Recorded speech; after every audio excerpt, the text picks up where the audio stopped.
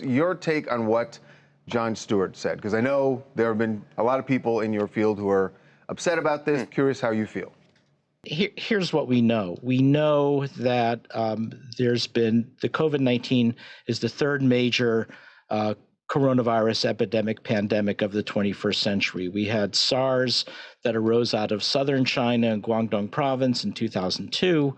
We had Middle Eastern respiratory syndrome in the Arabian Peninsula in 2012. We know that there's a confluence of those forces coming out of central and southern China because of the high population density, all of the animal reservoir hosts in the wild, including bats and livestock and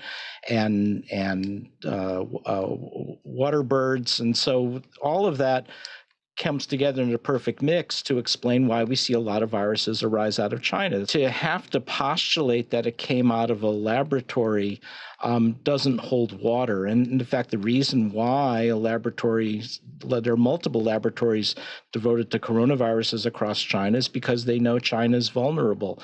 So right now, the reality is there is no smoking gun to say that it's of laboratory origin, either accidental or deliberate.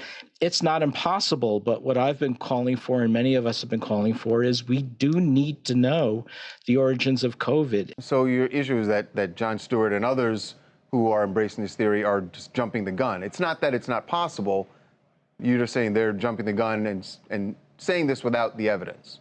That's right, and they're putting the entertainment value of this over and above what's reality, and it causes a lot of damage because a number of scientists who work on coronaviruses, including myself, feel that we're being under attack right now. The scientific community is open to the idea that, but what I object to is the fact that they make it sound like it's a fait accompli, when in fact it's the less likely hypothesis of how COVID-19 originated, and it's tone deaf to the collateral damage that it has on scientists in the scientific community.